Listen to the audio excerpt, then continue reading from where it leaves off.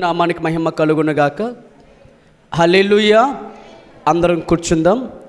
దేవుని వాక్యమును శ్రద్ధ కలిగి విందాం. దేవుని నామానికి స్తుతి మహిమ కలుగునుగాక. హల్లెలూయా. ఈ ఆదివారపు ఆరాధన కార్యక్రమమునకు కూడి వచ్చిన మీ అందరికీ కూడా నా హృదయపూర్వకంగా వందనాలు, శుభాలు తెలియజేస్తున్నాను. దేవుడు అందరినీ దీవించునుగాక. హల్లెలూయా. అందరూ ఆరోగ్యంగా క్షేమంగా ఉన్నారండి. మీ పక్క వారిని కూడా ఒక మాట వారికి వందనములు చెప్పి మీరు శ్రద్ధ కలిగి వాక్యాన్ని వినాల్సిందిగా కోరుచున్నాను. విలువైన సమయము, వాక్యము మనందరి జీవితమునకు ఎంతో ప్రాముఖ్యమైనది. ఈ ప్రాముఖ్యమైన వాక్యం మన జీవితమునకు ఆశీర్వాదకరం. దేవుడు ఏమైతే మాట్లాడాలనుకుంటూ ఉన్నారో దానిని శ్రద్ధ కలిగి విందాము. దేవుడు అందరితో కూడా మాట్లాడునుగాక. అందరం బిగ్గరగా స్తోత్రం చెబుదాం ప్రభుకి. బైబిల్ గ్రంథములో 3 రకాల తుఫాన్ల గురించి ప్రభువు రాయించారు.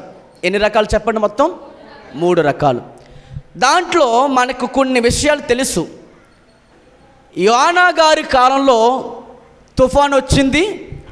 ఆ తుఫానును బట్టి దేవుడు ఏమి నేర్పుతున్నారు అంటే, యోనా దేవుని చిత్తమునకు వ్యతిరేకంగా అవిధేయత కలిగిన వాడే నినివే పట్టణమునకు వెళ్ళి సువార్త ప్రకటించి ప్రజలు రక్షించాల్సినటువంటి ప్రవక్త అయిన యోనా అక్కడికి వెళ్ళాల్సిందే పోయి వ్యతిరేక మార్గంలోకి వెళ్ళి అతడు వేరే ప్రాంతమునకు వెళ్ళడం చూస్తాము. అక్కడ గొప్ప తుఫాను వచ్చింది. ఆ తుఫాను కలుగ చేసింది ఎవరు? దేవుడు. ఎందుకని? అవిధేయతతో ఉన్న మానవుడు మరలా దేవుని మాట విని విధేయత చూపించి వెళ్ళవలసిన గమ్యం చేరాలి, సువార్త ప్రకటించి రక్షణ కల్పించాలి. హల్లెలూయా. సో కొన్నిసార్లు దేవుడే మన జీవితంలో తుఫాను కలుగ చేస్తారు. ఎందుకు? దేవుని మాటకు వ్యతిరేకంగా నడుస్తున్న మానవుడు మరల దారిలోకి రావాలంటే ఏం కలగాలి? మన జీవితంలో ఏదో ఒక తుఫాను మన జీవితంలో రావాల్సి వస్తుంది.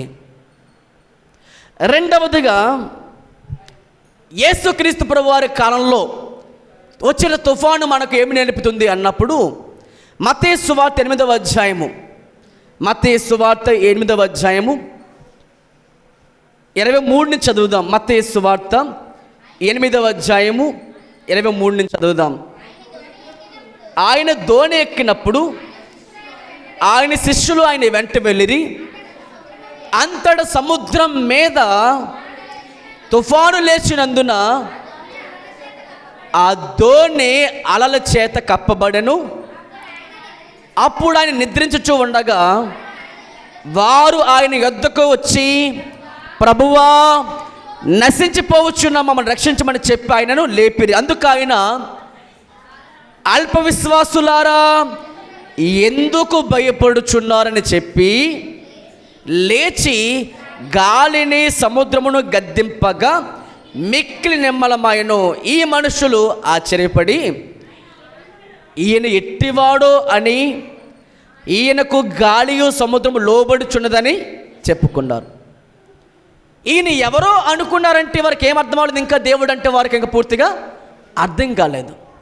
మన దేవుడు మనకు అర్థమైనప్పుడు అది తుఫాన్ అయినా, అది ఎటువంటి సమస్య అయినా సరే నా దేవుడే చూచుకుంటాడు అనే భరోసా మనకు కలుగుతుంది. ప్రభుకు మహిమ కలుగుండగా. ఆ భరోసా మన జీవితంలో లేదంటే అర్థం ఏంటి? ఈయన ఎవరో అనుకుని ఇంకా నీ జీవితంలో ఆత్మీయ జీవితం ఇంక ఎదగలేవు. నువ్వు ఆయన ఎవరో అన్నట్టుగా జీవిస్తావు. ఆయన ఎవరో నీకు అర్థమైతే ఆయన నీ జీవితంలోకి వస్తే తప్పనిసరిగా నీ జీవితంలో ఒక అద్భుతమైన కార్యం చూడగలుగుతావు. బిగ్గరగా ప్రభుకి స్తోత్రం కలుగునుగాక. హల్లెలూయా.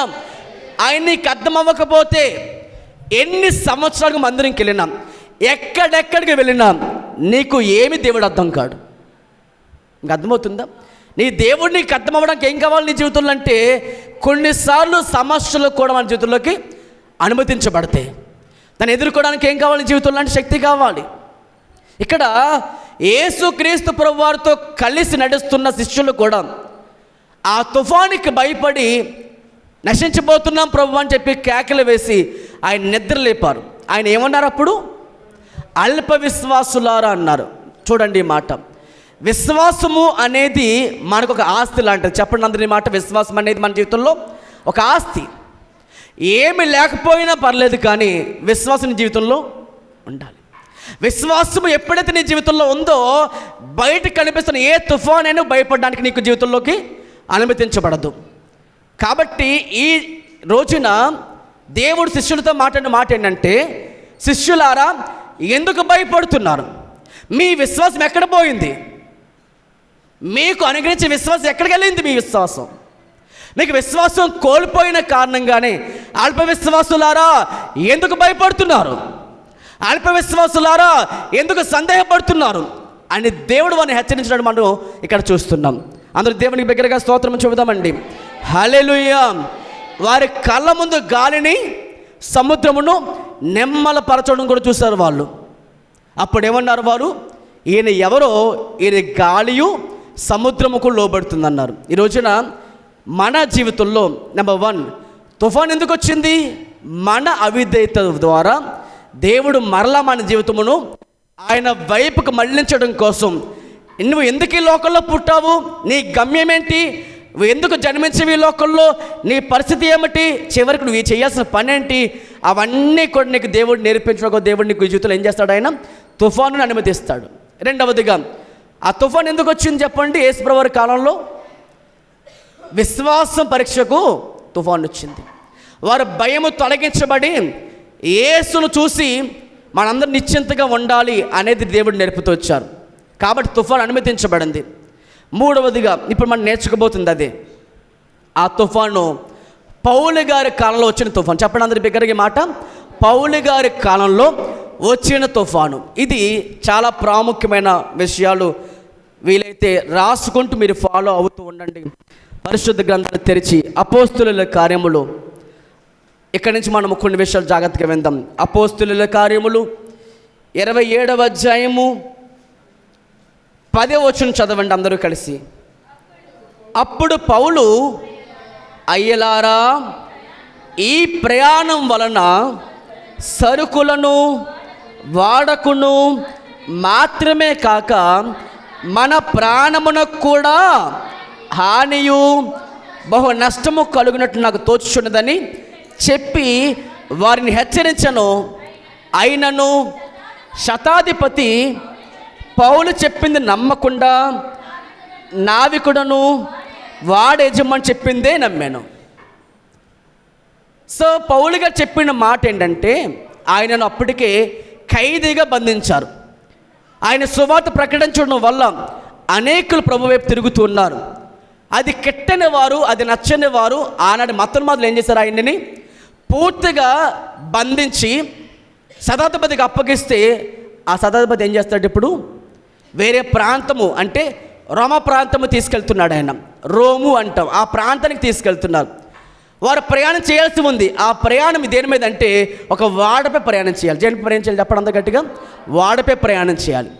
కానీ అప్పటికే దేవుడు తనకి బయలుపరిచారు, ఆ ప్రయాణం నీకు సౌకర్యము కాదు, నువ్వు చేస్తున్న ప్రయాణం కరెక్ట్ కాదు. ఆయన దేవుడు ఆయనకి ఎప్పుడైతే బయలుపరిచారో ఆ మాట ఆయన అక్కడ ఉన్న వాడనావికనకు, యజమానికి, శతాధిపతి కూడా చెప్తూ వచ్చాడు. అయితే ఇతను ఖైదీ కాబట్టి ఆయన మాట ఎవరైనా వింటారా? ఎవ్వరు వినరు, వినలేదు వాళ్ళు. అయితే అప్పుడు పౌలు అంటున్నారు ఏమంటే, అయ్యలారా, ఈ ప్రయాణం వలన వాడ సరుకులకును వాడక మాత్రమే కాకుండా మన ప్రాణము కూడా చాలా నష్టము కలగబోతుంది, మనం వెళ్ళడం మంచిది కాదు అని వారు హెచ్చరించాడు. అయితే ఎవరు ఆయన మాటను లెక్క చేయలేదు. ఇప్పుడు 19:20 చదవండి. 19:20 3వ దినం ముందు తమ చేతులారా వాడ సామాగ్రి పారవేసిరి. కొన్ని దినములు సూర్యుడైనను నక్షత్రములైనను కనబడక పెద్ద గాలి వీచినందున మా మీద కొట్టినందున ప్రాణములైనను తప్పించుకుందామన్న ఆశ మాకు బొత్తిగా పోయాను. తర్వాత చూడండి, వారు బహుకాలము భోజనము లేక ఉన్నందున పౌలు వారి మధ్య నిలిచి, అయ్యలారా, మీరు నా మాట విని క్రేతు నుండి బయలుదేరకే ఉండవలసింది, అప్పుడు మనకి హానియు నష్టము కలుగకపోవునేమో అన్నారు. చూడండి, 2 సార్లు ఆయన ఈ మాట రిపీటెడ్గా మాట్లాడారు. నా మాట విని మీరు వెళ్ళకుండా ఉంటే బాగుండు, మీ ప్రాణములకు కానీ ఈ వాడకు కానీ దేనికి నష్టము కాకుండా ఉండును. ఎన్నిసార్లు చెప్పాడు ఆ మాట? ఈయన 2 సార్లు బోధించారు. ప్రయాణం ఇంకా చేయకముందు చెప్పాడు ఆయన, ప్రయాణం చేసిన మధ్యలో కూడా ఆయన మాట చెప్తూ వచ్చారు. ఈ మాట మీరు అందరూ రాసుకోండి. మన జీవితంలో కూడా మన వల్ల మనం చెప్పినా వినకుండా కొన్నిసార్లు మన జీవితంలో ఏమొస్తుంటే నష్టం జరుగుద్ది. మీరు మంచివారై ఉండొచ్చు, మీకు ఎటువంటి దేవునిపై విశ్వాసం కలిగి ఉండొచ్చు, దేవునిపై ఆనుకునే బిడ్డలై ఉండొచ్చు, కానీ మీ ద్వారా కాకపోయినా మీ కుటుంబీకుల ద్వారా అయినా సరే మీకు ఏమొస్తే కొన్నిసార్లు తుఫానులు అనుమతించబడతాయి. అవునా? వస్తున్నాయి తుఫానులు. మీరు విశ్వాసంలో ఉన్నారు, అయినా కొన్నిసార్లు మీపై నష్టం చేసేవారు ఉంటారు. అది మీ తప్పు కాకపోవచ్చు, మీ తప్పు కాకపోయినా కూడా అది ఒకవేళ నీ భర్త తప్పు అయినా కావచ్చు, లేదా భర్త భార్య బాగానే ఉన్నాం, కొన్నిసార్లు పిల్లల వల్ల నష్టం కూడా జరగ ఉండవచ్చు. ఇక్కడ పౌలు గారి తప్పు ఏమైనా ఉందా? ఎక్కడైనా ఆయన తప్పేమీ లేదు, కానీ వాడ ప్రయాణం సరైన సమయం కాదు ఇది అని చెప్పినా కూడా మాట వినకుండా ప్రయాణం కొనసాగించారు. అప్పుడేమైంది? ఆ వాడ నావికుడితో పాటుగా, మాట వినని వారితో పాటుగా ఆయన మాటకు లోబడిన దేవుని భక్తుడైన పౌలు గారికి కూడా నష్టము కలిగింది. అది చెప్తున్నాను. తప్పు మీద కాకపోయినా మీ తోటి వారి వలన కూడా మీకు నష్టమే కలిగి ఉండొచ్చు.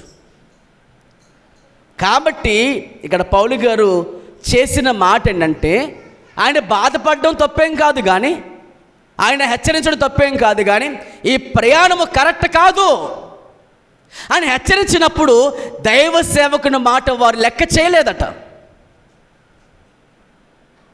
హెచ్చరిక మాట వారికి ఎలా ఉందంటే నమ్మడానికి యోగ్యత లేదట.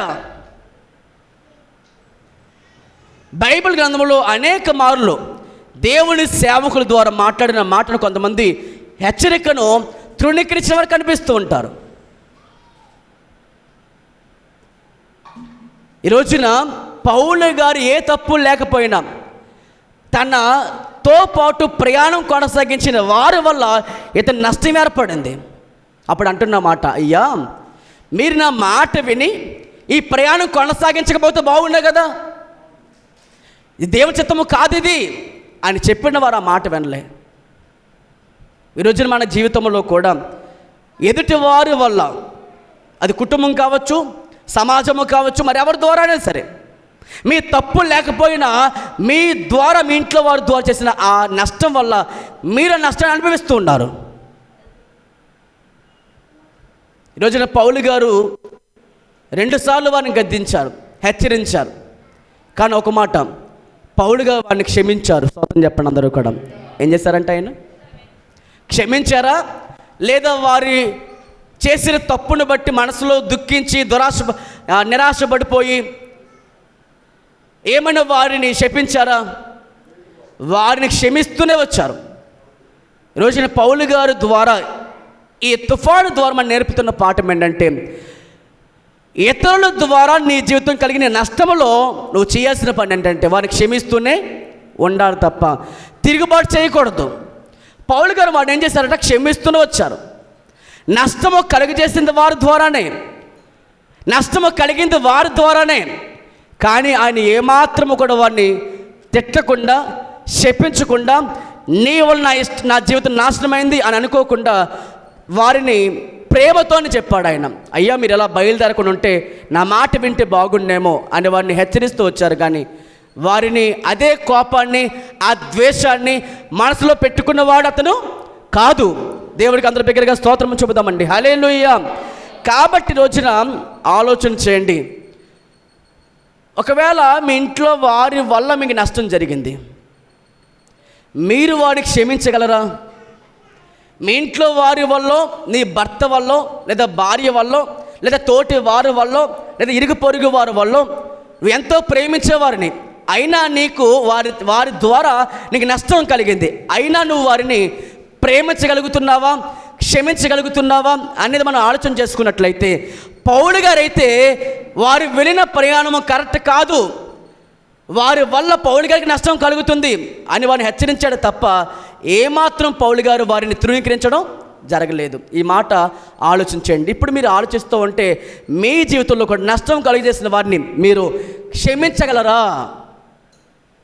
క్షమించడం అనేది చాలా ప్రాముఖ్యం దేవుని బిడ్డలారా. స్తుతి దేవుణ్ణి ఆకర్షిస్తే కంప్లైంట్స్ ఇవ్వడం, ఫిర్యాదు చేయడం, సణుగుకోవడం, క్షమించలేకపోవడం అనేది సాతాను ఆకర్షిస్తూ ఉంటుంది. శ్రమలోనైనా సరే పౌలు శీల దేవుని స్తుతిస్తూ ఉంటే దేవుడు తన సింహాసనం పైన ఆయన ఉండలేక అక్కడ గొప్ప కార్యము జరిగించి వారికున్న చెరసాల బద్దలైపోయిన దేవుడు కార్యం జరిగించారు. ప్రభుకి స్తోత్రం కలుగునుగాక.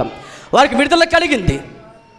కానీ మీరు గమనించారు లేదో, ఇశ్రాయేల్ ప్రజలందరూ కూడా ఎప్పుడు కూడా వారు ఏం చేశారు, ఆయన్ని ఎప్పుడు ఎన్నెన్నో గొప్ప కార్యాలు చూసినా కూడా ఆయనపై తిరుగుబాటు చేస్తూ, సణుగుతూ, ఫిర్యాదు చేస్తూ, మోసే గారి మీదను ఏమండి దేవుని మీదను ఎప్పుడు వారు నిందిస్తూ వచ్చేవారు.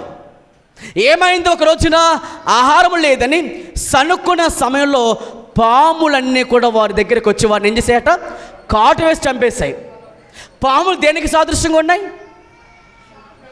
పాములు సాతానికి సాదృశ్యంగా ఉన్నాయి. కాబట్టి స్తుతి దేవుణ్ణి ఆకర్షించి తన దూతలు పంపిస్తే ఫిర్యాదు చేయడం, కంప్లైంట్ ఇవ్వడం, తిట్టుకోవడం, క్షమించలేకపోవడం, సణుక్కోవడం, ఇదేం చేస్తుంది మన జీవితంలో? సాతానుని పిలుస్తున్నట్టుగా ఉంటుంది, సాతాను పిలిచి ఆహ్వానించినట్టుగా ఉంటుంది. కాబట్టి మీరు దేవుణ్ణి ఏ సమయంలోనైనా, చెప్పండి ఈ మాట అందరూ కూడా, ఏ సమయంలోనైనా, అది ఏ స్థితి అయినా, అది ఎవరి ద్వారానైనా, ఎటువంటి తిరుగుబాటు మీ జీవితంలోకి వచ్చినాను, నీ జీవితాన్ని ఎవరు నష్టం చేసినాను, మీరు వారిని క్షమించగలరా? వారిని ప్రేమించగలరా? వారిని క్షమించి వారి జీవితంలో మరెన్నడూ కూడా మీరు వారి తప్పును ఎత్తి చూపకుండా వారిని ప్రేమతో వారితో మాట్లాడగలరా? ప్రభుకు స్తోత్రం కలుగునుగాక. హల్లెలూయా. ఎందుకంటే గమనించి మళ్ళీ చెప్తున్నాను, మీ స్తుతి, మీ నోటి ద్వారా చేస్తున్న స్తుతి దేవుడికి దగ్గర చేస్తే, ఇదే నోటితో మీరు ఏం చేస్తారు? చాలాసార్లు శపించడం, ఇది నోటి ద్వారా చాలామంది క్షమించలేకపోవడం, ఇది నోటితో చాలామంది ఏం చేస్తుంటారంటే వారి జీవితంలో తోటి వారిని క్షమించలేకపోవడం ద్వారా సాతాను మీరు ఏం చేస్తున్నట్టు, ఆహ్వానిస్తున్నట్టు. సాతాను ఆకర్షించబడతాడు. ఎందుకంటే బైబిల్లో మాట ఉంది, ప్రకటన గ్రంథం చదవండి, ప్రకటన గ్రంథం 12వ అధ్యాయం, అందరూ తెరవండి బైబిల్లో. ప్రకటన గ్రంథము 12వ అధ్యాయము 9 చదువుదామా. ప్రకటన గ్రంథం 12:9.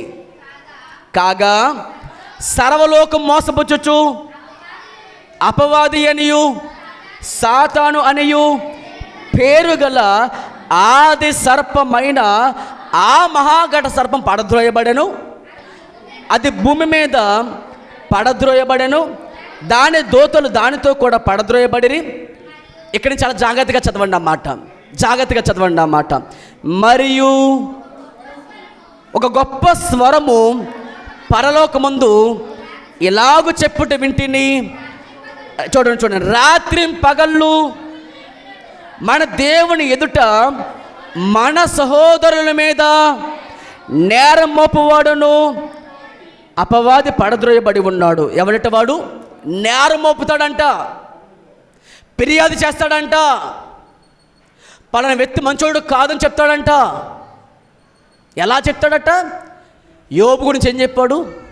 దేవుడు అన్నారు, అపవాది నా సేవకుడైన యోబు సంగతి ఆలోచించావా? అది యథార్థవర్తనుడును, భయభక్తులు కలవాడును, చెడుతనం విస్తరించిన వాడు అంటే అపవాది ఏమన్నాడు? ఓరకనే స్తుతిస్తూ ఉన్నాడా? ఓరకనే నేను గణపరుస్తూ ఉన్నాడా? నీవు అతనికని అతని ఇంటి వారికిని చుట్టూ కంచి వేసావు కదా. అంటే మన గురించి భూమి మీద తిరుగుతున్న అపవాది ఏం చేస్తాడు చెప్పనా? పరలోకమందున దేవుని దగ్గరికి, ఇతడు అలాంటి వాడు, ఇతరులో ఈ తప్పు ఉంది, ఇతడు ఈ పాపిష్టవాడు, నీకు తెలియదా అని దేవుని దగ్గర సాక్ష్యం ఇస్తాడు.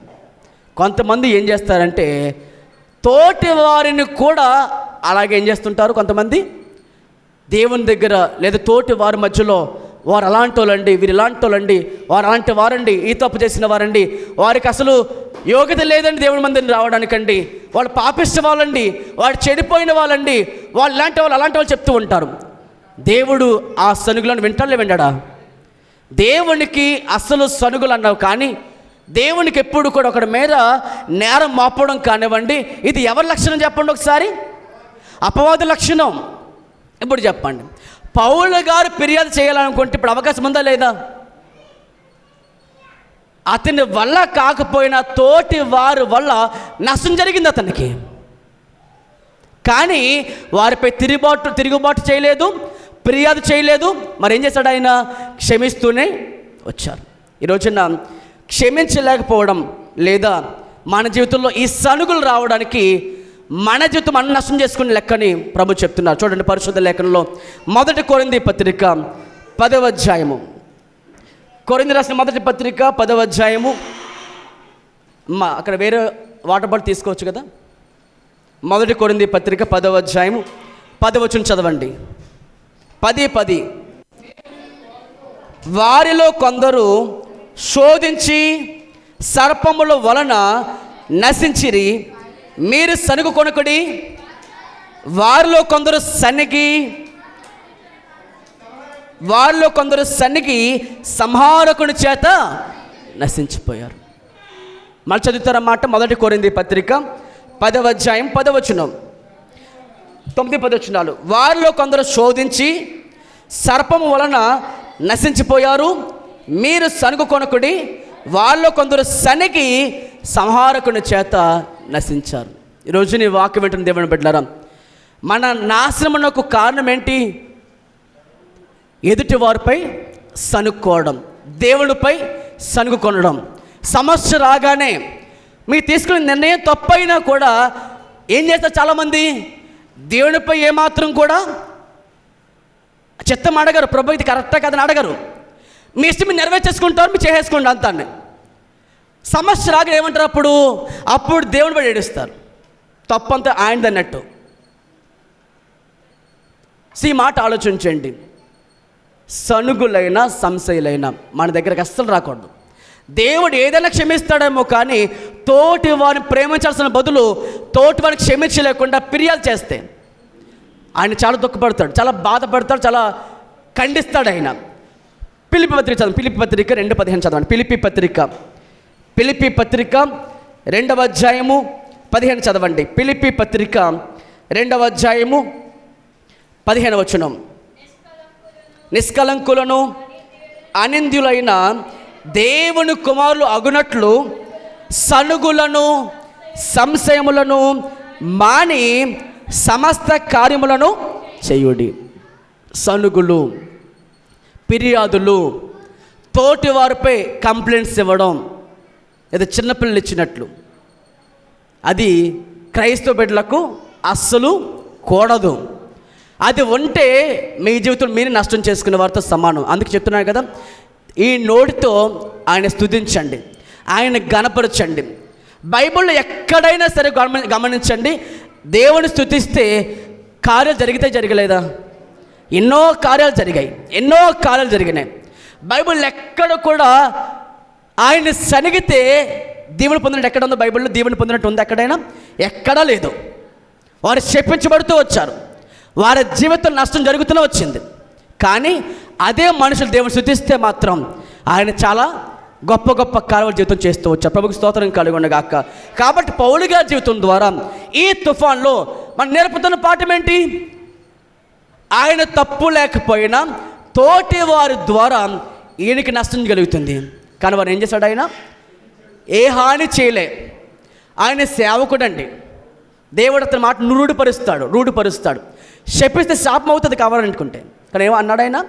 ఒక మాట కూడా అనలే.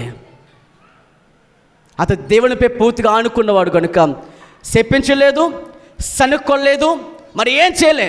ఒకటే దేవునికి అప్పగించాడు పూర్తిగా. మన జీవితంలో కూడా క్రైస్తవులుగా మన వల్ల కాకపోయినా తోటి వారి వల్ల అయినా సరే నష్టము కలిగితే మీరు చేసే పని ఏంటి? ప్రేమించాలా, శిక్షించాలా? ప్రేమించి క్షమించగలగాలి. మరి మన జీవితంలో అది ఉందా లేదో ఒకసారి ఆలోచన చేసుకోవాలి. రెండవదిగా చదవండి, దాంట్లో ఒక ఎగ్జాంపుల్ చెప్తే వినండి.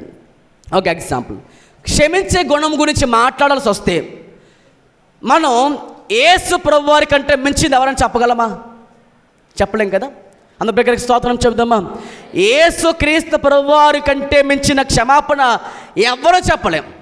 ఎందుకంటే మన జీవితంలో ఎలా ఉంటుందంటే, ఎవరైనా తప్పు చేసిన తర్వాత వారే పశ్చాత్తాపడి మన దగ్గరకు వచ్చి క్షమించమంటే అప్పుడు క్షమిస్తాం. ఇది మన గుణం కదా. ఏంటి? తప్పు చేసిన వారే తల దించుకొని మన దగ్గరకు వచ్చి తప్పైపోయిందిరా బాబు అంటే క్షమించమంటే అప్పుడు క్షమిస్తాం మనం. ఇది మన గుణం. మరి దేవుడైతే, యేసు ప్రభువారు అయితే ఏం చేశాడంటే, ఆయన క్షమించమని ఎవరు అడగకముందు ఆయన ఏం చేశాడు? ఆయన క్షమించమని అడగకముందే నిందించిన వారిని, దుర్మార్గంగా ప్రవర్తించిన వారిని, పిడిగుతులు గుద్దిన వారిని, గడ్డం పీకిన వారిని, మొలకలెట్టం పెట్టిన వారిని, కాళ్ళకు చేతులకు ఏమండి మేకలు దిగ్గొట్టిన వారిని, పక్కల్లో బల్లిపడి పొడిచిన వారు కూడా ఏం చేశాడు? ఆయన వారు క్షమించమని అడగక ముందు ఏం చేశాడు? ఆయన క్షమించాడు కదా. పరిసయ్యులు ఎన్ని మాట్లాడినారు ఆయన్ని, ఆయన క్షమించినది ముందుగానే.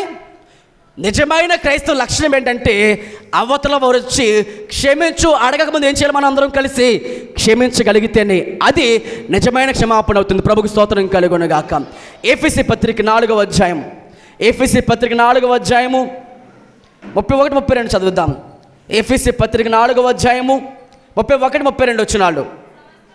సమస్తమైన ద్వేషము, కోపము, క్రోధము, అల్లరి, దూషణ, సకలమైన దుష్టత్వమును మీరు విసర్జించుడి.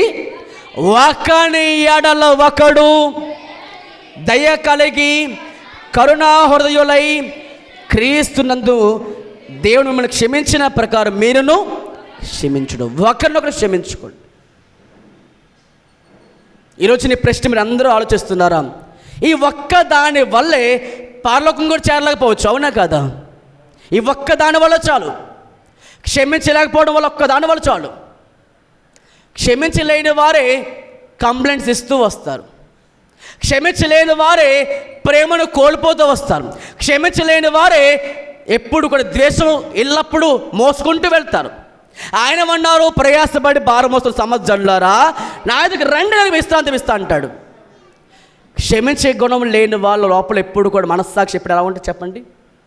పొడుస్తుంటుంది. నువ్వు ప్రార్థిస్తూ జవాబు వెళ్ళదు. నువ్వు అనుకుంటూ ఎంతో ఏడ్చని అనుకుంటూ ఏముండదు నీ జీవితంలో. ఆ ద్వేషం, సమస్తమైన కపటం, వేషధారణ అవన్నీ మానేస్తేనే అప్పుడు నీకు ప్రేమ పుడుతుంది. హల్లెలూయా. నీ దేవుడు నీకు ఎప్పుడు అర్థమవుతాడంటే, ఆయన సిలువలో చేసిన ఆ త్యాగం నీకు అర్థమవుతేనే. ఒక మాట చెప్పమంటారా? సిలువలో ఆయన మాత్రం మరణించాడా? మనము కూడా మరణించామా? నాకు సమాధానం చెప్పండి. మీ అందరు గట్టిగా చెప్పండి. సిలువలో ఆయన మాత్రం మరణించాలనుకుంటే నువ్వు తప్పుల మీద తప్పులు చేసుకుంటూ వెళ్తావు. లేదు ప్రభువా నేను కూడా ఇంత మరణించాలనుకుంటే తప్పనే చేయకుండా జీవిస్తావు. రోమాపత్రిక 6వ అధ్యాయం, రోమాపత్రిక 6వ అధ్యాయం గుర్తుపెట్టుకునే మాట. నీవు ఆయనతో మరణించావు సిలువలో. నువ్వు ప్రభువు నమ్ముకున్నావంటే, బాప్తిసం తీసుకున్నావంటే ఆయన మరణించారు, ఆయన తిరిగి లేచారు. ఏం లాభం నీకు? ఇప్పుడు ఆయన చనిపోయాడమ్మా, వెరీ గుడ్. ఆయన తిరిగి లేచాడు, వెరీ గుడ్. నీకేం లాభం మరి? దేవుని కుమారుడు అంటే అర్థం ఏంటి? నువ్వు దేవుని కుమారుడు అన్నారు కదా. ఆయన ఏమన్నారు? ఆయన నా నామం విశ్వాసం ఉంచేవాడు ఏ అధికారం పొందుకున్నాడు? ఆయన ఏ అధికారం పొందుకున్నాడట? కుమారుడు అని అధికారం పొందుకున్నాడు. ఎలా వచ్చింది అధికారం నీకు? కుమారుడికి లక్షణం ఏంటి చెప్పండి? ఆయన మన కోసం చనిపోయాడు, మన పాప నిమిత్తం చనిపోయాడు. మరి మనం ఏమి విన్నాం? చదవండి అన్నమాట. రోమాపత్రిక 6వ అధ్యాయము 6వ వచనం చదవండి. 6 ఏమనగా మనమికను పాపమునకు దాసులం కాకుండాకు పాప శరీరం నిర్ధంకమగినట్లు మన ప్రాచీన స్వభావము ఆయనతో కూడా ఉందా లేదా?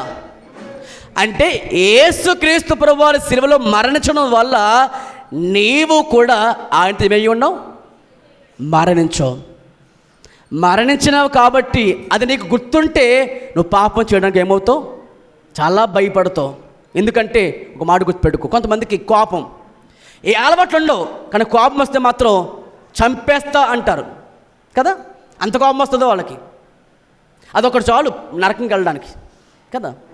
సో ప్రభు చెప్తున్న మాట ఏంటంటే, సిలువలో నేను మరణించాను, నాతో పాటు ఎప్పుడైతే ఆయన నమ్మి విశ్వాసం ఉంచి రక్తంలో నీ పాపలు కడగబడ్డాయో, నువ్వేమై ఉన్నావు, ఆయనతో పాటు సిలువలో వేయబడ్డావు. నీ ప్రాచీన స్వభావం, నీ పాత స్వభావం ఆయన సిలువ వేయబడిపోయింది, ఇంకా సిలువ వేయబడింది. ఆ తర్వాత చూడండి ఏమన్నాడు అక్కడ,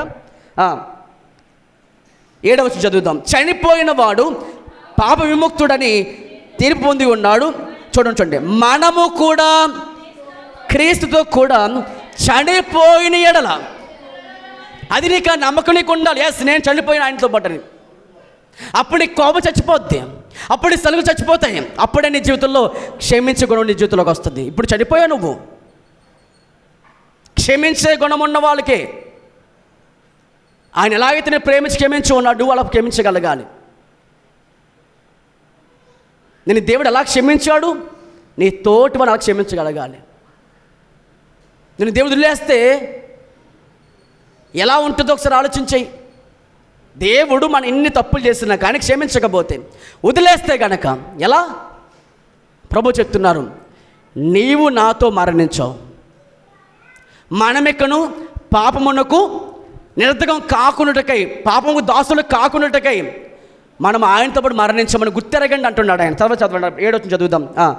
ఆయనతో కూడా సిలువ వేయబడిన ఎరుగుదుము, ఆయనతో కూడా సిలువ వేయబడినని ఎరుగుదుము, అది తెలిసి ఉండాలి మనకి. తర్వాత చదవండి, చనిపోయిన వాడు పాప విముక్తుడని తీర్పు పొంది ఉన్నాడు. మనము క్రీస్తు కూడా చనిపోని ఎడల మృతులలో నుండి లేచిన క్రీస్తు ఇకను చనిపోడని, మరణమునకు ఇకను ఆయనపై ప్రభుత్వం లేదని ఎరిగి ఆయనతో కూడా జీవించదుమని నమ్ముచున్నాము. ఏలయనగా ఆయన చనిపోవట చూడగా పాపం విషయమే ఒక్కసారి చనిపోయాను, కానీ ఆయన జీవించట చూడగా దేవుని విషయమై జీవిస్తున్నాడు. అటువలే మీరును పాపం విషయమై చనిపోయిన వారు కనుక మృతులుగాను, దేవుని విషయమై క్రీస్తు యేసును సజీవులుగాను మిమ్మల్ని మీరే ఎంచుకోండి. మిమ్మల్ని ఎంచుకుంటున్నారు. మరి మీకు అర్థమైంది ఇప్పుడైనా? మీరు ఆయనతో పాటు ఏమై ఉన్నారు, పాపంలో చనిపోయారు. మీ పాపాలన్నీ ఏమైనాయి, ఆయనతో పాటు సిలువ వేయబడ్డాయి. ఆయన తిరిగి లేచాము. మనమే ఉన్నాం, మరి మనము తిరిగి లేచాము. మనం ఏమై ఉన్నామంటే నవీన స్వభావం ధరించుకున్నాం, ఆయన్ని ధరించుకోవడం అంటే. అందుకనే భక్తుడు ఏమన్నాడు, గలతీ పత్రిక చూడండి, గలతీ పత్రికలో పౌలు గారు ఏమంటున్నారంటే, గలతీ పత్రిక 3వ అధ్యాయము 27వ వచనం చదువుదాం. గలతీ పత్రిక 3వ అధ్యాయము 27వ వచనం చదవండి అందరూ కలిసి. క్రీస్తులోనికి బాప్తిసం పొందిన మీరందరూ క్రీస్తును ధరించుకున్నారు. ఏ బాప్తిసం అది? మరణ బాప్తిసం పొందుకుని మనమందరము కూడా మరణించాం. మన కోపం మరణించింది, మన పాపం మరణించింది, మన ప్రాచీన స్వభావం మరణించింది. అలా మరణించింది అని నీకు ఎప్పుడైతే అర్థమవుతుందో అప్పుడు నీవు మరణించమని అర్థమవుతుంది. పాపం విషయంలో మరణించాం. కొలస్సీ 3:1 కూడా చదవండి. కొలస్సీ పత్రిక 3వ అధ్యాయము 1వ వచనం. కొలస్సీ పత్రిక 3వ అధ్యాయము 1వ వచనం. మీరు క్రీస్తుతో కూడా లేపబడిన వారైతే పైన వాటిని వెతుకుడి, అక్కడ క్రీస్తు దేవుని కుడిపార్శ్వమున కూర్చుండి ఉన్నాడు. హల్లెలూయా చెప్పండి బిగ్గరగా అందరూ కూడా. సో మనందరికీ ఏమర్థం అవ్వాలి? మొదటి మాట కంటే పౌలు గారు తుఫాను ద్వారా వచ్చిన సమస్య ద్వారా మనకేం నేర్పుతున్నాడు ఆయన? అతని వల్ల నష్టం కలగలేదు, అతనికి కలగలేదు, కానీ తోటి వారి వల్ల ఇది నష్టం కలిగింది. మరి ఆయన చేశాడు, ఆయన వాడిని క్షమిస్తూనే వచ్చాడు. ఆ ద్వేషాన్ని మోసుకుంటూ ఆయన తీసుకెళ్ళలేదు. అందుకనే ఆయన అన్నాడు ఏమాటంటే, నేను క్రీస్తు నడుచుకున్న ప్రకారం మీరు నన్ను పోలి నడుచుకోండి. అన్ని విషయాలు మనం మాదిరిగా తీసుకోగలగాలి. రెండో మాట చూడండి, రెండో మాట చూద్దాం. అపోస్తుల కార్యములు 27వ అధ్యాయము. అందరు తెరవండి బైబిల్ గ్రంథంలో. అపోస్తుల కార్యములు 27వ అధ్యాయము 22 చదవండి. అపోస్తుల కార్యములు 27వ అధ్యాయము 22 చదవండి. ఇప్పుడైనను ధైర్యం తెచ్చుకొని మిమ్మల్ని వేడుకొనుచున్నాను, వాడకే కానీ మీలో ఎవరికైనాను ఏ హానియు కలగదు. ప్రభుకి బిగ్గరగా స్తోత్రం చెబుదాం అందరం కలిసి. హల్లెలూయా. ఇప్పుడైనను చెప్పండి, పక్క పోతే ఇప్పుడైనను ధైర్యం తెచ్చుకోండి. మళ్ళీ చెప్పండి మాట, ఇప్పుడైనను ధైర్యం తెచ్చుకోండి. జరిగిన నష్టము జరిగింది, గతాన్ని తవ్వుకోకండి. చెప్పండి మాట, గతాన్ని తవ్వుకోకండి. గతాన్ని తవ్వుకుంటూ దాన్ని అలా చూసుకుంటే భవిష్యత్తు ఉంటుందా? ఇప్పుడు 10th క్లాస్ ఎగ్జామ్ అని రాశారు, కొంతమంది పాస్ అయ్యారు, కొంతమంది ఫెయిల్ అయ్యారు. ఫెయిల్ అయిపోయిన వాడు ఇంకా అలా కూర్చోండి, నాశపడిపోయి గడ్డం పెంచేసుకుని అలా ఉండిపోయి నీరసపడిపోతే పాస్ అవుతా తర్వాత ఎగ్జామ్కి పాస్ అవుతాడా? గతము మర్చిపోతే భవిష్యత్తు ఉంటుంది. హల్లెలూయా. హల్లెలూయా. బిగ్గరగా చెప్పమ అందరూ కూడా. ఇక్కడ మనం చూస్తున్న దేవుని బిడ్డలారా, అపోస్తలుడైన పౌలు గతంలో జరిగిన నష్టం గురించి ఆయన ఆలోచించట్లే. మరేమన్నాడు? ఇప్పుడు ఆయన ధైర్యం తెచ్చుకోండి, ధైర్యం తెచ్చుకోండి, భయపడద్దు, ధైర్యంగా ఉండండి. జరిగిన నష్టము జరిగింది కదా, ఇప్పుడు మీరు చూడాల్సింది ఏంటి? భవిష్యత్తు. అక్కడ ఏమన్నాడంటే, వాడకే కానీ మనకు ఏ నష్టమును, మన ప్రాణమునకు ఏ నష్టమును లేదు. ఎందుకంటే దేవుడు వాగ్దానం చేసింది, వాడను కాపాడుతా అంటలేదు ఆయన. మరేమన్నాడు ఆయన? మిమ్మల్ని కాపాడుతా. అందరి దగ్గరగా ప్రభుకు స్తోత్రం చెబుదామా? హల్లెలూయా. మరి చదవండి ఆ మాట, 22 వచ్చిన చదువుదాం. ఇప్పుడైనను ధైర్యం తెచ్చుకున్నాడని మిమ్మల్ని వేడుకొనుచున్నాను, వాడకే కానీ మీలో ఎవని ప్రాణమునకైనను హాని కలగదు.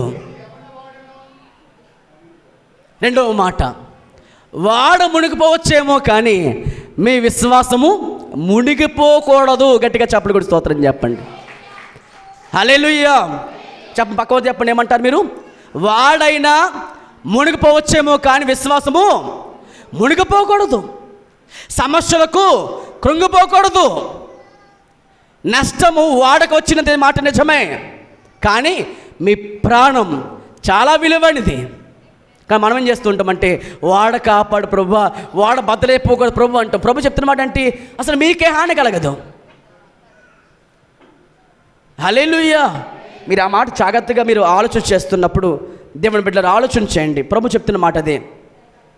దేవుడు కొన్నిసార్లు తుఫాను నుంచి విడిపించగలడు, విడిపిస్తాడు కావాలితే, లేదా ఆ తుఫాను గుండా మనల్ని నడిపిస్తాడు. రెండు ఉంటాయి.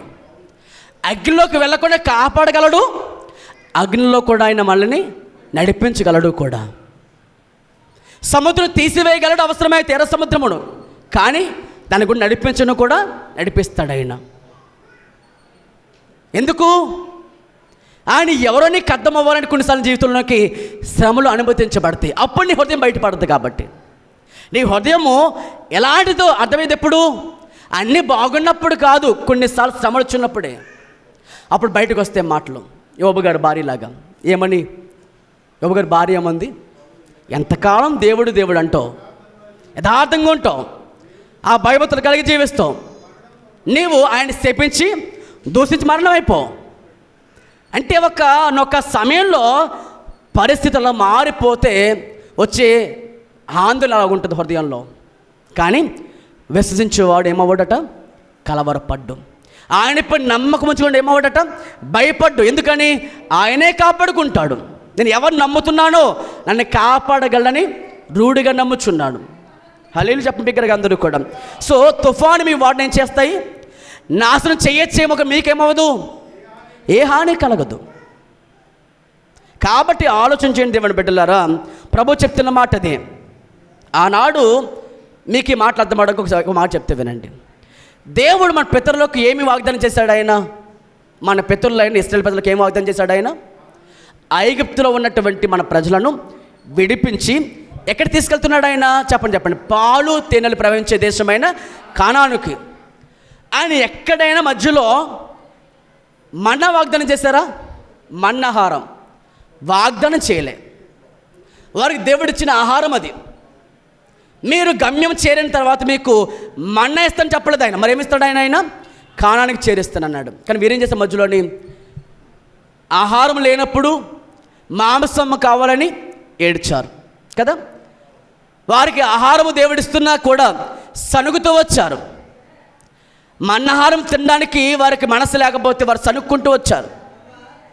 సో మీరు జాగ్రత్తగా ఆలోచన చేస్తున్నప్పుడు దేవుడు మన జీవితంలో కొన్నిసార్లు వాడ నష్టమైనా కానీ వాడ కోసం వాగ్దానం చేయట్లేదు ఆయన. మరి ఏమన్నాడు అక్కడ ఆయన? మీ ప్రాణములకు ఏ హానియు కలగలేదు. ఇప్పుడు ఏది విలువైనది? వాడ, మన ప్రాణమా? ప్రాణం. విశ్వాసమా లేకపోతే మన జీవితంలో వచ్చే శ్రమల? ఏది ప్రాముఖ్యము? ఈ శ్రమలు మనకి ఎందుకు వస్తాయి? అసలు యేసు ప్రభువారు అన్నారు పేతురు గారితో, నీ నమ్మిక తప్పిపోకుండా, నీ విశ్వాసంలో పడిపోకుండా నేను నీ కోసం వేడుకున్నాను అన్నారు. లూకాసు సువార్త 22వ అధ్యాయం, లూకాసు సువార్త 22వ అధ్యాయము 32వ వచనం చదువుదాం. లూకాసు సువార్త 22వ అధ్యాయము 32వ వచనం చదవండి. మీ నమ్మిక తప్పిపోకుండానట్లుగా నేను మీ కొరకు వేడుకునుచున్నాను. మీరు మనసు తిప్పిన తర్వాత నీ సహోదరుని స్థిరపరచమని పేతురు గారితో యేసు ప్రభువారు చెప్పడం జరిగింది. సో ఏది అమూల్యమైన దేవుని దృష్టిలోని? విశ్వాసం అనేది దేవుని దృష్టిలో విలువైనది. మొదటి పేతురు పత్రిక 1వ అధ్యాయం. ఇదే పేతురు గారు చెప్తున్న మాట ఏంటంటే, ఆయన పరిశుద్ధాత్మను పొందుకున్న తర్వాత, ఆయన దేవుల్లో బలపడిన తర్వాత చెప్తున్న సాక్ష్యం ఏంటంటే, పేతురు రాసిన మొదటి పత్రిక 1వ అధ్యాయము 7వ వచనం చదవండి. 7వ వచనం. నశించిపోవు సువర్ణము అగ్ని పరీక్ష వలన శుద్ధపరచబడుచున్నది కదా. దానికంటే, దేనికంటేని? వెండి బంగారముల కంటే, వజ్ర వైడూర్యముల కంటే ఏది గొప్పదంట? అమూల్యమైన. అమూల్యమైన అర్థం ఏంటి? విలువ కట్టలేనంత గొప్పది మీ విశ్వాసము. అది శోధనల చేత పరీక్షించబడుచున్నది కదా. యేసు క్రీస్తు ప్రత్యక్ష దినము వరకు అప్పుడు మీకు మెప్పుయు మహిమయు ఘనతయమే కలుగుతుంది. ప్రభుకి బిగ్గరగా స్తోత్రం చెబుతాం అందరం కూడా కలిసి. హల్లెలూయా.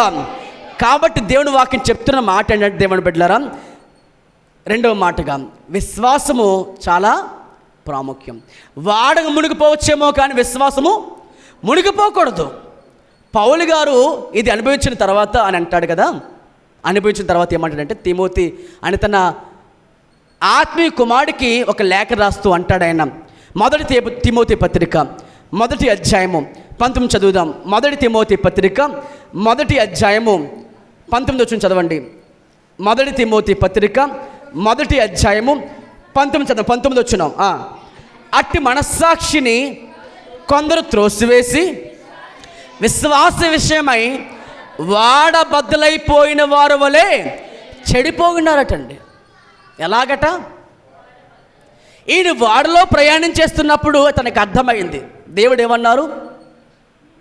వాడకే కానీ మీకు ఏమాత్రం హాని కలగదు. నీ విశ్వాసపు యాత్రలో కొన్నిసార్లు శోధన రావచ్చు, కానీ ఒకటి గుర్తుపెట్టుకో, దేవుని సెలవు లేకుండా నీ తల వెంట కిందకి రాళ్ళ పడడం కూడా సాధ్యము కాదు. హల్లెలూయా, హల్లెలూయా. 14 రోజుల ప్రయాణంలో ఉన్నారు వాళ్ళు. 276 మంది ప్రయాణం చేస్తారు. ఎంతమంది చెప్పండి బిగ్గరగా? అందరూ కూడా 276 మంది ప్రయాణంలో ఉన్నారు. ఒక్కడికి మాత్రమే కాదు, వాళ్ళలో ఎవరికి ఎటువంటి హాని కలగదు. కారణం చెప్పనా? పౌలుకి ఇచ్చిన వాగ్దానం అది. పౌలు ఉన్న సహవాసం నిజానికి అసలు లేకపోతే అనుకుంటాను ఆ రోజు ఆ వాడ కాస్త ఏమైపోను. అందుకే మీ జీవితంలో, మీ కుటుంబంలో విశ్వాస పరులు ఉంటే చాలా ప్రాముఖ్యం. అది స్తోత్రం చెప్పండి బిగ్గరగా అందరూ కూడా. హల్లెలూయా. ప్రార్థించే బిడ్డ మీ ఇంట్లో ఉంటే మీ కుటుంబానికి ఏమవుతుంది? అది కాపదలా కాస్తుంది. నిజం చెప్పండి ఒకసారి. యోబు గారు కుటుంబంలో, యోబు గారు ఒక్కరే కదా బాగా విశ్వాసంలో ఉన్నవాడు. ఆయన భార్య బాగా విశ్వాసంలో ఉందా? పోనీ పిల్లలు ఆయన లేపితే తప్ప లేస్తారా ప్రార్థన చేయడానికి? ముందే పొద్దున్నే లేవరుకా. కానీ అతని ప్రార్థన అతని కుటుంబానికి ఏమైంది? అతనింటికి ఏమైందట? కాపుదల కాస్తుందట. కాబట్టి ఆలోచన చేయండి దేవుని బిడ్డలారా. ఇప్పుడు ఎలా చూడండి ఆ మాట అక్కడండి. అట్టి మనస్సాక్షిని కొందరు ఏం చేస్తారట?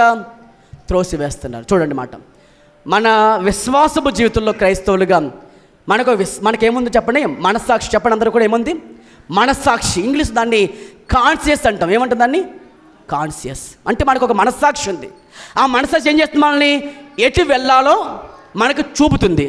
లైక్ మనకి వాడ ప్రయాణంలో కంపాస్ ఉంటుంది కదా, అంటే ఏంటది? దిక్సూచి అంటాం తెలుగులో. ఏమంటుంది దాన్ని? దిక్సూచి. ఆ దిక్సూచి ఉంటేనే, ఆ పరికరం ఉంటే ఏమవుతుంది?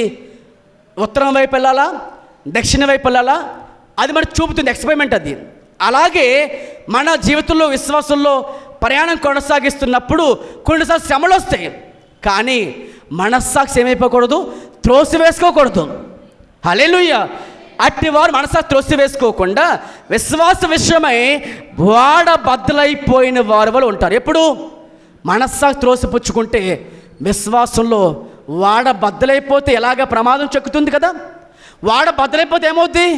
చనిపోతాము. అలాగే మనస్సాక్షిని కూడా త్రోసిపుచ్చుకుంటే వారి గతి కూడా అలాగే చెడిపోతుందని ప్రభు చెప్తున్నారు. రెండవ మాట, వాడైనా నశించిపోతుంది, కానీ విశ్వాసం ఏమవుకూడదు? విశ్వాసము సనిగిపోకూడదు. ఈ మధ్య మణిపూర్ రాష్ట్రంలో మన పక్క రాష్ట్రంలో భయంకరంగా క్రైస్తవం చంపేశారు. కానీ ఎవరైనా గుర్తుపెట్టుకోండి, వారి మీద వారి పేక మీద కత్తి పెట్టినా కూడా ఏమన్నారు చెప్పండి? యేసు ప్రభువుని నమ్మితే చంపేస్తామన్నారు. కానీ వారేమన్నారు? చంపినా చంపుకోండి, కానీ మేము మాత్రం యేసు ప్రభువుని వదలమన్నారు.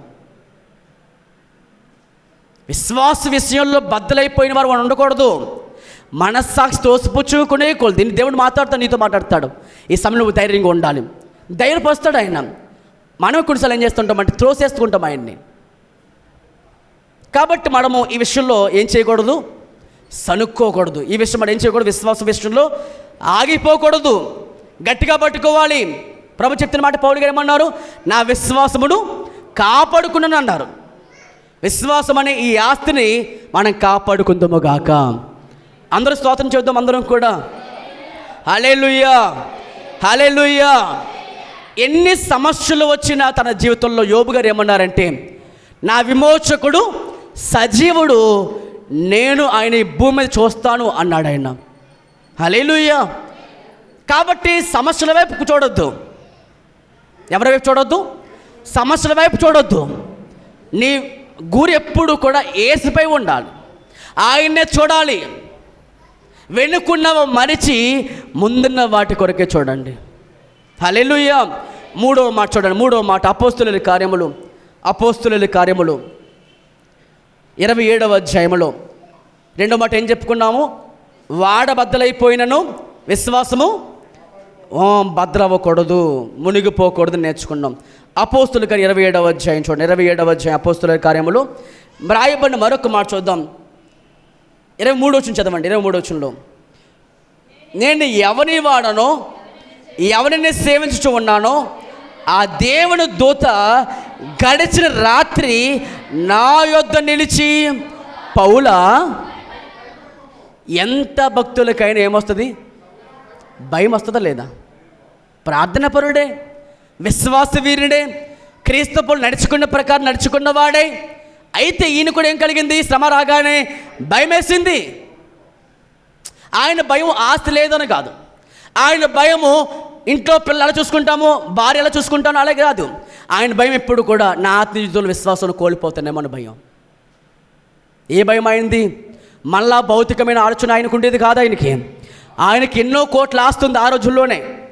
ఒక సొంత వాడు ఆయనకు ఉండేది, దాన్ని కూడా వదులుకొచ్చిన వాడు ఆయన.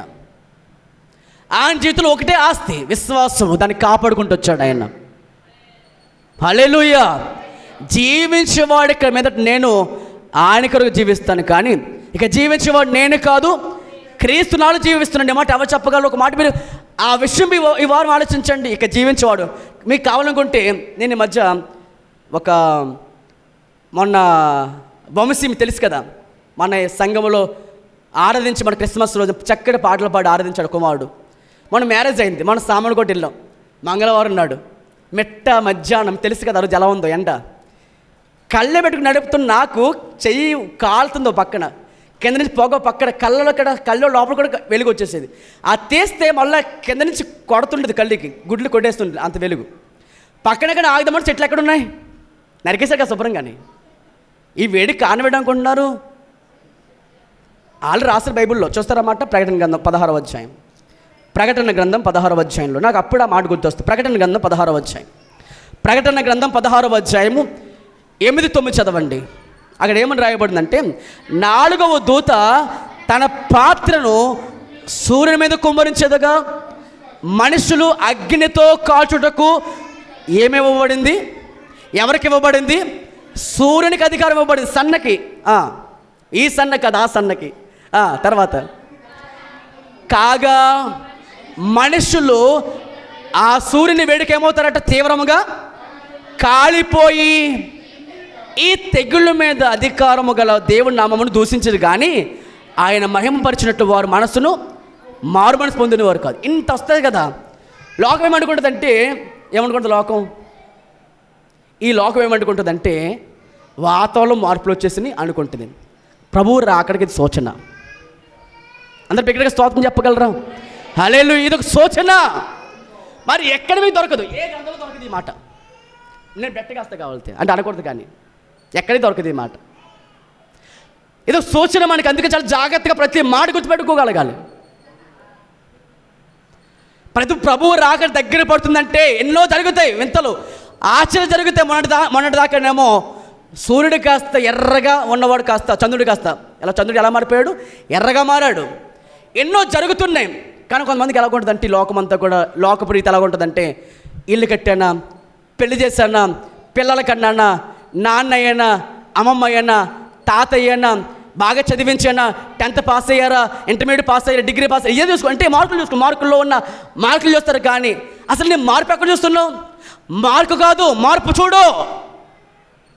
లోకల్లో ఉన్నవారు ఆ ఇల్లు కట్టారు, వాస్తు కట్టుకున్నారు, మనకు అలా లేకపోవడం వల్ల అలా అయిపోయామనుకుని వాస్తు చూస్తున్నారు. నీ వాస్తు గుర్తుపెట్టుకో ఒకసారి ఏ స్థితిలో ఉన్నావో. తల్లిదండ్రులేమో పిల్లలు మార్కులు చూసి బాధ సంతోషపడిపోతారు. దేవుడేమో మార్కులు బట్టి కాదు, నీ మార్పును బట్టి ప్రభు సంతోషపడతారు. ప్రభు ఇక్కడిగా స్తోత్రం చెబుదాం అందరం కూడా. హల్లెలూయా. ఆ మాట జ్ఞాపకం వస్తూ వచ్చింది నాకు.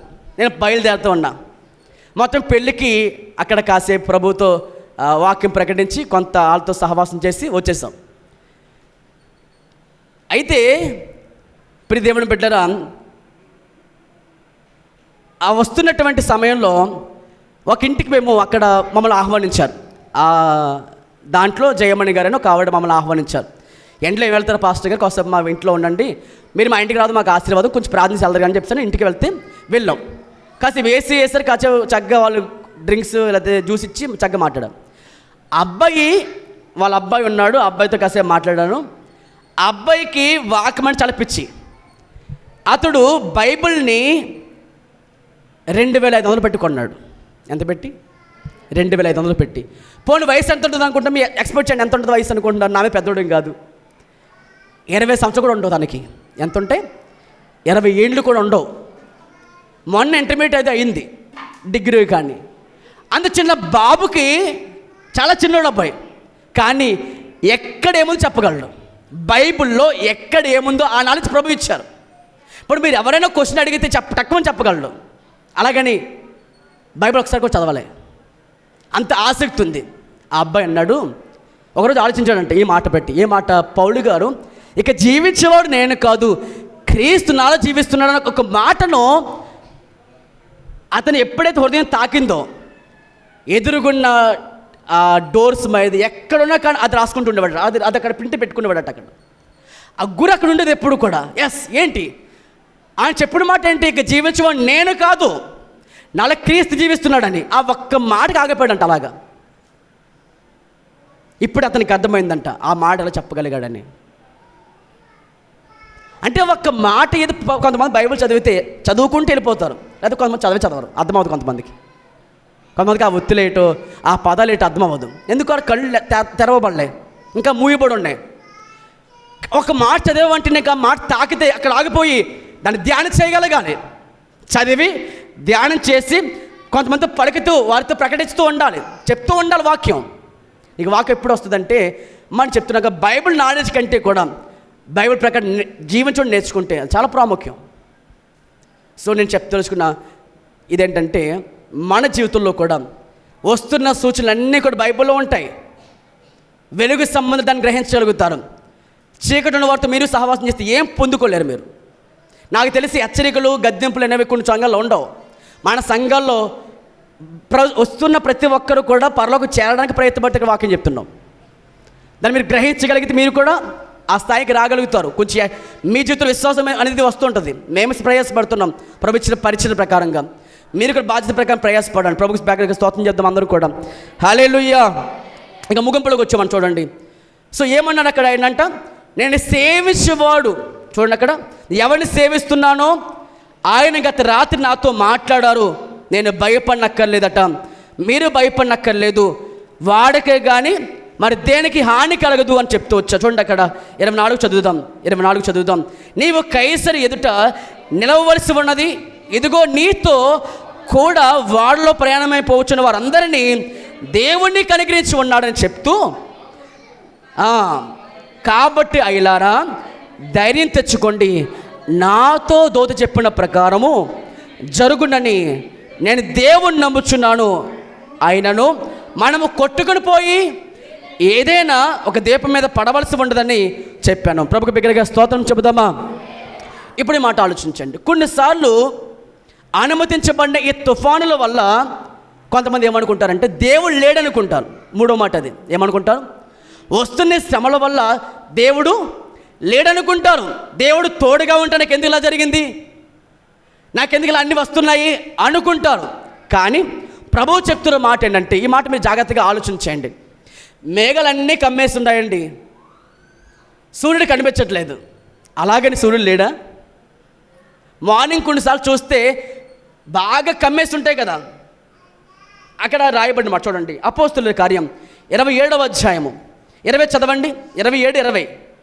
కొన్ని దినములు చూడండి, సూర్యుడైనను నక్షత్రములైనను కనబడక పెద్ద గాలి మా మీద కొట్టినందున ప్రాణములతో తప్పించుకుందామని ఆశ బొత్తిగా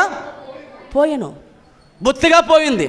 ఆశలు కోల్పోయాడు, నిరాశలు ఉండిపోయారు. ఇప్పుడు దేనికని?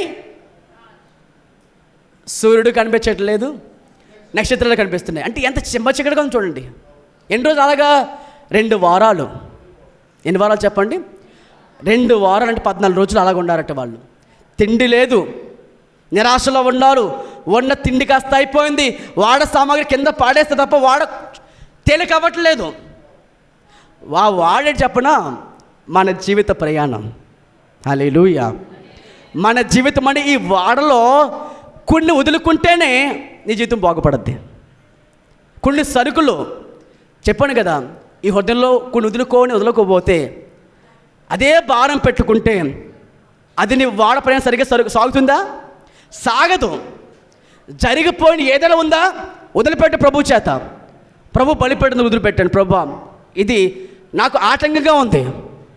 అది ఒక శోధన కావచ్చు, ఒక టెంప్టేషన్ కావచ్చు, మరి ఏదైనా కానీ నీ జీవితం అని ఈ వాడలో నుంచి బయటకు ఆ సరుకులను పడేయండి. అప్పుడు వాడేమవుతుంది? తేలిక. నీ జీవితము చక్కగా ప్రయాణం కొనసాగించాలి ప్రభువులో. అంటే టెంప్ట్ చేస్తున్న కొన్ని ఉంటే శోధనలు, చింత, అది కూడా నీ జీవితాన్ని ఆపేస్తుంటుంది, ప్రయాణం సాగించనివ్వకుండా. నీ జీవితం కొన్ని ఫెయిల్ అయ్యావా? అది కూడా ప్రభు అవసరం లేదు. ఎందుకంటే ఫెయిల్ అయిపోయిన పేతురు వాడిని దేవుడు ఎన్నుకున్నాడు. ప్రభుకు స్తోత్రం కలుగునుగాక. జీవితంలో నిస్ఫలమైపోయామనో, కోల్పోయామనో, చింతనో, బాధనో, కష్టమనో మరి ఏది కూడా ఏం చేయొద్దు, దాంట్లో ఉంచుకుని ప్రయాణం కొనసాగించలేవు. ప్రభు అందుకన్నాడు ఏమంటే, సులువుగా చిక్కులు పెట్టే పాపమును విడిచిపెట్టి విశ్వాసంలో కర్తయు దాన్ని కొనసాగిస్తున్న ఆయన వైపు చూసుకుని మనం ఏం చేయాలి? పరిగ పందెములో ఓపికతో పరిగెత్తాలి. బరువు పెట్టుకుంటే కొనసాగించలేం. ఈ వాడ ప్రయాణం మన జీవిత ప్రయాణం. మనం ఎవరు ఇక్కడ ఈ లోకంలో పరదేశమును యాత్రికులే ఉన్నాం. హల్లెలూయా చెప్పండి దగ్గరికి అందరూ కూడా. కాబట్టి లోకంలో ఉన్న శరీరాశలు కానీ, నేత్రాశలు కానీ, జీవపుటము కానీ, పాపము కానీ ఈ భారం పెట్టుకుంటూ వెళ్ళామంటే మన ప్రయాణం కొనసాగించడం సాధ్యము కాదు. కాబట్టి సమస్యలు రాగానే దేవుడు లేడనుకోవద్దు. గిద్యోను అనే భక్తుడు అంటాడు, యెహోవా నాకు తోడుగా ఉన్న ఎడలా మాకెందుకు ఈ శ్రమలు వచ్చాయంటే దేవుడు అన్నారు, పరాక్రమ గల బలాజుడా. ఒక పిరికివాన్ని పట్టుకుని ఏమన్నాడు ఆయన? పరాక్రమం గల బలాజుడు అంటున్నాడు. నీలో ఏముందో నేను చేసిన సృష్టికర్తకి తెలుసలేదా? మోషే గారిలో కోపం మాత్రం చూస్తాం మనం, మరి ఆయనలో ఏముంది? సాత్వికం చూశాడు దేవుడు. ఒక విషయం చెప్పనా, నువ్వు ఏమైనా జయించాలనుకుంటున్నావో దానిపై నీకు కోపం ఉంటుంది. నువ్వేమైనా జయించాలనుకుంటావు దానిపై నీకేముంటుంది? కోపం. మోషే గారికి దేనిపై కోపం ఉంది అసలు? అని నా ప్రజలను విడిపించాలి. అందుకే ఏమొచ్చింది ఆయనకి? మిక్కిలి కోపంతో చెలరేగిపోయాడు ఆయన. కానీ కోపంతో కాదు, ఆయన సాత్వికంతో ఏం చేయాలి? సాత్వికులు ధన్యులు, వారు భూలోకమును స్వతంత్రించుకుంటారు. సో మూడవ మాట ఏంటంటే ఏం చెప్తున్నాడు అక్కడ ఆయన? తుఫాను వచ్చినంత మాత్రాన దేవుడు లేడని అర్థం కాదు. సో వస్తాయి, కానీ దేవుడు లేకపోతే దీన్ని జయించలేం. ఇక్కడ టైం మనకి సరిపోవట్లేదు కాబట్టి, పైగా మీరు ఎలా ఉన్నారో తెలియదు కానీ కొంచెం ఫ్యాన్ కింద బాగానే ఉన్నారు, నాకు అలా లేదు. మరి ఇక్కడ అలాగే ఫ్యాన్ వేస్తే ఎందుకు ఫ్యాన్ అయ్యానంటే, ఒకసారి మెండపేటలో పరిచయం చేస్తున్నప్పుడు ఇలాగ అన్నారు, ఫ్యాన్ వేసుకొని పాస్ట్ గారు అన్నారు. ఫ్యాన్ వేస్తే ఈ సౌండ్కి అక్కడ రీసౌండ్ వచ్చింది అనుకోండి, దాంట్లో ఫ్యాన్కి వెళ్తుంది అనుకోండి, వినేవారికి ఇబ్బంది ఉంటుంది. ఇప్పుడు మీరే చూడండి, ఇప్పుడు టీవీ కనుక సౌండ్ వస్తుంది అనుకో, మీరు ఏం చేస్తారు? అప్పుడు వాదించేవాడిని వెంటనే తీసుకొచ్చి కొంచెం చేయండి బాబు, డబ్బులు ఇస్తా అంటారు లేదా? సో క్లియర్గా ఉండాలి వాయిస్ కూడా. దగ్గరగా స్తోత్రం చెబుదామా? ఇక చివరికి ఒక మాట, అనేక విషయాలు ఉన్నాయి కానీ ఒక చివరి మాట చెప్తాము చూడండి. అపోస్తుల కార్యములు 27వ అధ్యాయము, అపోస్తుల కార్యములు 27వ అధ్యాయము 43-44 చదవండి. 43-44 వచ్చినాడు. శతాధిపతి పౌలును రక్షించి ఉద్దేశించి వారి ఆలోచన కొనసాగినయక మొదట ఈదగలిగిన వారు సముద్రంలో దుమికి దరికి పోవాలననియు, కడమ వారిలో కొందరు పలకల మీదను కొందరు వాడ చెక్కల మీదను పోవాలనని ఆజ్ఞాపించను. ఇలాగ అందరూ తప్పించుకొని పోయారు. ఈ మాట ఆలోచిస్తున్నప్పుడు తుఫాను ఆయన ఆపలేదు, అది వస్తూనే వచ్చింది. పోనీ వాడ కాపాడారా? వాడ కూడా కాపాడలేదు. వాడ బద్దలైందా లేదా? బద్దలైపోయింది. వారు 14 రోజుల తర్వాత ఏం చేశారు? చక్కగా భోజనం చేశారు. అంటే ఆయన ప్రభువులు విరిచి ఇస్తే అందరూ తిన్నారు. అంటే తుఫాను కూడా వారు ఏం చేశారట? ఆత్మీయ ఆకలి అనేది ఆకుండా తీసుకోగలిగారు. సో ఇక చివరికి ఏమైందంటే దేవుడు వారికి ఏమిచ్చారంట? తుఫాను గురించి తప్పించుకోవడానికి ఆయన వారికి అనుమతినివ్వలేదు, కానీ ఆ తుఫానులో ఈదుకుని దరికి చేయడానికి ఏమిచ్చాడు? ఆయన శక్తినిచ్చాడు, పవర్ ఇచ్చాడు. కొన్ని సామాన్య జీవితంలో కూడా కొన్ని ఆటంకాలు ఆగవు. ఎర్ర సముద్రము ఎదురుగా ఉంది, దేవుడు దాన్ని తీసేయలేదు, కానీ పాళి చేసి ప్రభు నడిపిస్తూ వచ్చారు. వారికైతే ఎర్ర సముద్రం పాళి చేశారు, నడిపిస్తూ వచ్చారు. యేసు ప్రభు వారి కాలంలో అయితే ఆ దోణిలో తుఫాను వచ్చింది, వాడు మునిగిపోయే పరిస్థితికి వచ్చింది. గాలి సముద్రం దేవుడు అణిచివేసి వస్తారు. కానీ ఇక్కడ కనీసం గాలి అణిచివేయడం కానీ సముద్రం అణిచివేయడం కానీ ఏమైనా జరిగిందా? ఏది జరగలే. కానీ దేవుడు వారికి ఏమిచ్చారు?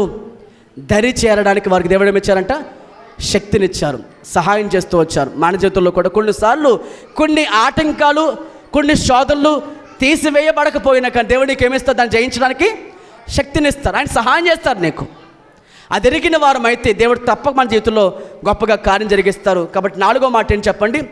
3వ మాట ఏం నేర్చుకున్నాము? మనకు దేవుడు సహాయం చేస్తూనే ఉన్నాడు, మనం విడిచిపెట్టి దేవుడు అయినా కాదు. తుఫాను వచ్చిందని దేవుడు లేడని అర్థం కాదు. 4వ మాట ఏం నేర్చుకున్నాం మన ఈ రోజున? మనకు దేవుడు ఏమిస్తారట? సమస్యలు శోధన తొలగించకపోయినాను దరి చేరడానికి మనం ఏమిస్తాడంటే ఆయన సహాయం చేస్తాడు, శక్తిని ఇస్తాడు. మన ఏ పనిలో ఉన్న కొన్నిసార్లు మనం బంధించబడతాం. మన జీవితంలో కొన్నిసార్లు కొన్ని వాటికి బయటికి రాలేకపోతాం. కానీ దేవుడు నీకు ఏమిస్తాడు చెప్పనా? సహాయం చేస్తాడు, శక్తిని ఇస్తాడు. ఆ శక్తి, ఆ సహాయానికి దరి చేరితే తప్పక మన జీవితంలో ఓపికతో మనం ముందుకు వెళ్ళగలుగుతాం. అట్టి బాగా మన దేవుడు దయచేయను గాక. ఆమేన్. అందరూ మోకరించి ప్రార్థన చేసుకుందాం. విత్తబడిన వాక్యమును నీరుకట్టు ఫలింపబడేలాగా ప్రార్థన చేద్దాం. యోనా జీవితంలో తుఫాను కారణం అతని అవిధేయత. విశ్వాసకర్త సృష్టికర్త అయిన యేసు ప్రభువు వారి కాలంలో తుఫానికి కారణం శిష్యులకు విశ్వాసములో వారిని బలపరచడం, ధైర్యపరచడం కొరకు విశ్వాసం వినియోగించడం ఎలాగో చూపించారు ప్రభు. పౌలు గారి తుఫానుకి కారణం ప్రభు మాట్లాడుతూ వచ్చారు. ఆ తుఫానులో తన వల్ల కాకపోయినా తోటి వారి వల్ల అతని నష్టము కలిగింది. అయినను వారిని క్షమించారు తప్ప వారిని ఏమాత్రం తృణీకరించలేదు. నీ జీవితంలో కూడా నష్టము నీ ద్వారా కాకపోయినా తోటి వారి వల్ల రావచ్చు. అయినను మనస్సాక్షిని త్రోసి వేసుకోకుండా విశ్వాస విషయంలో వాడబద్దలైపోయిన వారి వల్ల, చెడిపోయిన వారి వల్లే కాక విశ్వాస విషయంలో మనము యేసును గురి కలిగిన వారమై ముందు కొనసాగించబడదాం. తుఫాను వచ్చిందని దేవుడు లేడని కాదు, దేవుడిని చేపట్టుకు నడిపిస్తున్నాడు ఆయన. తుఫాను వచ్చినప్పుడు వాడ మునిగిపోయిందేమో కానీ విశ్వాసం మునిగిపోలేదు. మన విశ్వాసం కూడా మునిగిపోకూడదు. ఏమని బిడ్డలారా, ప్రార్థన చేసుకుందామా? ఈ వెత్తబడిన వాక్య నిమిత్తమై ప్రార్థన మన మధ్యన సారథి గారు చేస్తారు. అందరూ తలలో వచ్చి ప్రార్థనలో ఏకీభించుదాం. వెత్తబడిన ఈ కొద్ది మాటలు మన వెనుకల్లో దేవుడు నిరంతరం ఫలింపు చేయబడలాగున్నాం. ప్రార్థన చేసుకుందామా? హల్లెలూయా, హల్లెలూయా.